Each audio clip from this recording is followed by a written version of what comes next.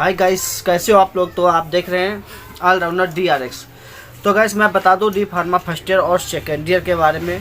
तो जैसा कि गाइस आप लोगों को नए नए अपडेट मिलते रहते हैं, जैसे कि वीडियो देखते रहते हैं, तो मैं आपको एक आज अच्छी सी न्यूज़ बता दूं।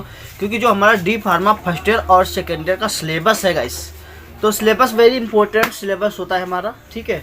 क्योंकि हम मान के चलो अगर कोई सिलेबस में हमारा एक चैप्टर फर्स्ट का है, तो हम उस चैप्टर को जो सिलेबस में दिया गया है गाइस, तो अगर उसको हम डीपली पढ़ते हैं, ठीक है, और जब हमारा क्वेश्चन आता है फाइनली पेपर में, जब क्वेश्चन आते हैं गाइस, तो उसमें हमें क्या लिखना होता है और क्या नहीं लिखना होता है, वो जब हम चैप्टर क्लियर पूरी तरह से पढ़ लेते हैं ना डीपली, तब उसके बारे में अपने आप आंसर जो उसका आ जाता है दिमाग में, और उसे लिखने में टाइम नहीं लगता है गाइस। अगर मैं हकीकत की बात करूँ गाइस, तो मैं जब फार्मेसी कर रहा था तो उस समय मेरे को भी एहसास हुआ था, क्यों हमें तो इतना पढ़ना नहीं आता था गाइस, लेकिन हमने काफ़ी कोशिश करी। तो हमने सोचा क्यों ना यार कि हमें जो है केमिस्ट्री ज़्यादा नहीं आती थी, तो हमने सोचा थोड़ी बहुत नकल करेंगे, ठीक है।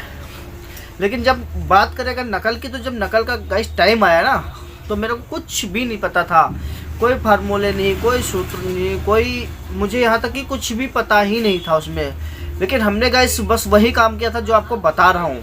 जिसको नहीं आता है पढ़ना, जिसको केमिस्ट्री नहीं आती है, कोशिश पूरी जी जान लगा कर कोशिश करो, और उसके बाद भी अगर नहीं आती तो आप उस बुक को बिल्कुल डिफाइन करके बिल्कुल डीपली से पढ़ना चालू कर दो, ठीक है। जैसे मान के चलिए आप सल्फ्यूरिक एसिड, तो हमें जब उसका फार्मूला बनाना नहीं आता है, उसके हमें संरचना करनी नहीं आती है गाइस, ठीक है, तो क्या करें, हमें उसके तरीके पता होने चाहिए कि ये कैसा होता है, दिखने में कैसा लगता है, और किसके साथ मिलाने पे क्या होता है। हम कुछ नहीं उसकी हिंदी तो याद कर सकते हैं ना इतना, और इतना हमारा काम चल जाता है। क्योंकि हमें डीपली पढ़ने की ज़रूरत है गाइस, और बहुत ज़्यादा डीपली पढ़ने की ज़रूरत रहती है हमें। क्योंकि मैंने काफ़ी बार गाइस पढ़ाई में मार खाई है, क्योंकि मुझे पता है जहाँ तक कि मेरे को भाई डी फार्मा में अगर बात करूँ फर्स्ट ईयर में, तो हमारे टाइम में एक वर्मा सर होते थे हमारे। तो फर्स्ट बार कोगनोसी का जो हुआ था इंटरव्यू बोले तो अगर एक प्रकार से, तो भाई मेरे को एक नंबर भी नहीं मिला। लेकिन जब फाइनली हुआ गाइस, तो बहुत मस्त नंबर आया था, और मेरे को कभी भी किसी भी सब्जेक्ट में ना बैक मिली, कुछ भी नहीं मिला ऐसा। फाइनली हर बार मैं पास होता गया एकदम फर्स्ट, कोई टेंशन नहीं हुई। लेकिन आता कुछ नहीं था, क्यों? क्योंकि मैंने किताबों को बहुत डीपली पढ़ना चालू कर दिया था। मैं क्लासेस करता था यूट्यूब पे क्लासेस करता था।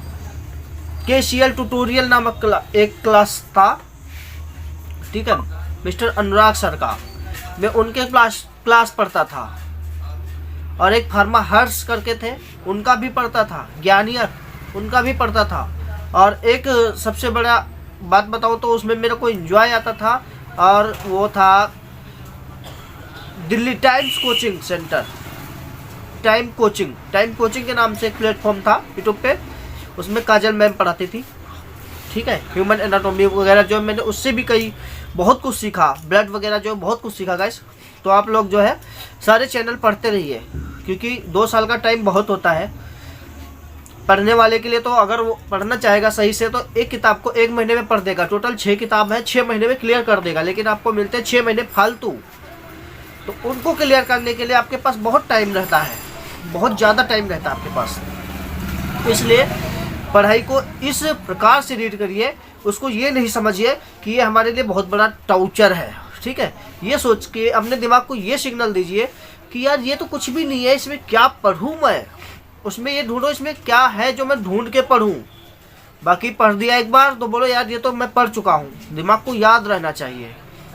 और ये ढूंढो उसमें कि मैं क्या पढूं और मैं इसमें क्या अच्छा निकाल सकता हूँ, क्या ढूंढ सकता हूँ। उसके हमेशा क्वेश्चन बनाने की कोशिश करो, एक आंसर के क्वेश्चन बनाने की कोशिश करो, तब आप फर्स्ट अच्छी तरह से बिल्कुल क्लियरली पास हो जाएंगे, कोई आपको रोक नहीं सकता। तो गाइस बाकी जानकारी मैं दूंगा आपको अगले